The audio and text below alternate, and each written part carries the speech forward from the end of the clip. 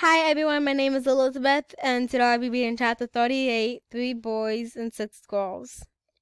The fight to see that all Americans, black, white, Hispanic, Asian, female, would be treated fairly was called the Civil Rights Movement.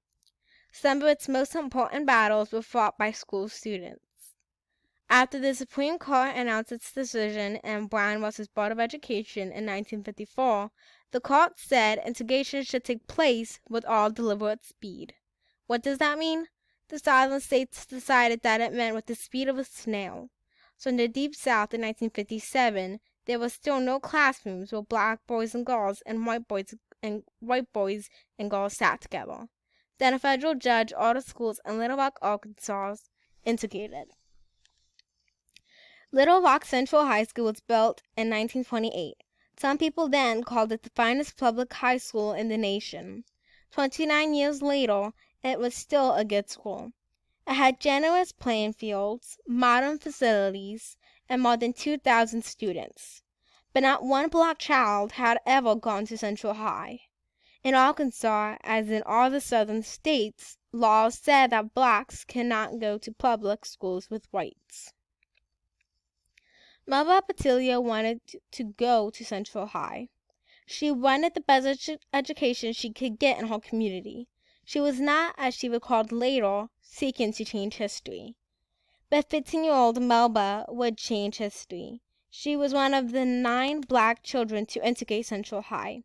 At first, she didn't expect problems. Neither did most other people. Little Rock citizens thought their city had good race relations. But some people in Little Rock decided to fight integration. They used threats, rocks, and nasty words. Others who might have shown some courage kept quiet. Arkansas Governor Orval Faubus announced that he would call in the National Guard. Most people thought the Guard's men would protect the black students, but Faubus meant to use them to keep the 9 out of Central High.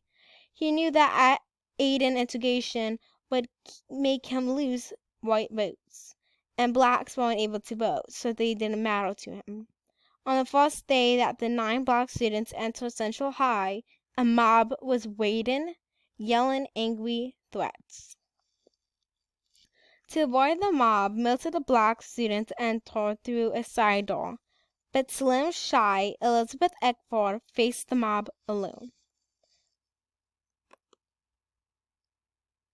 Elizabeth was wearing a starched new black and white cotton dress for her first day at school. She had not gotten the message that the black students were to enter school together, so she was by herself at the opposite end of the building from the others. Elizabeth must have been scared, but she held her head high and tried to walk up to the school door. The guardsman stared at her.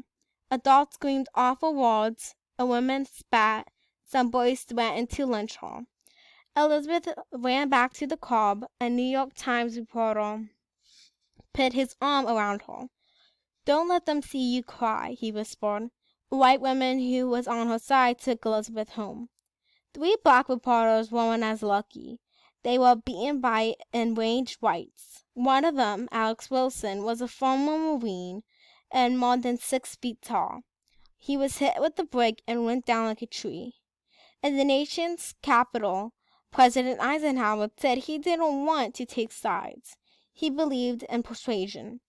But there was no persuading the lawbreakers who stood outside Central High that day and the next. Finally, the president acted.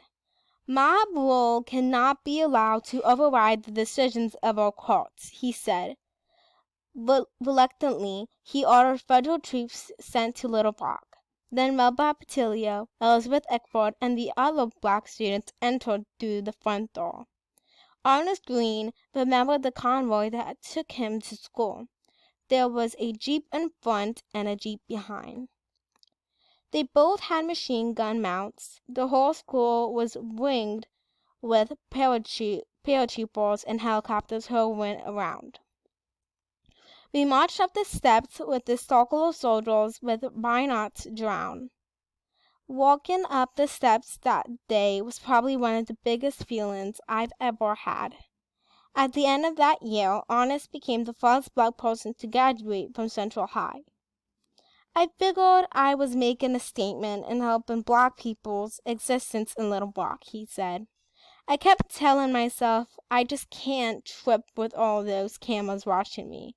But I knew that once I got as far as the principal and received that diploma, I had cracked the wall. He was right. I hope you guys enjoyed this chapter.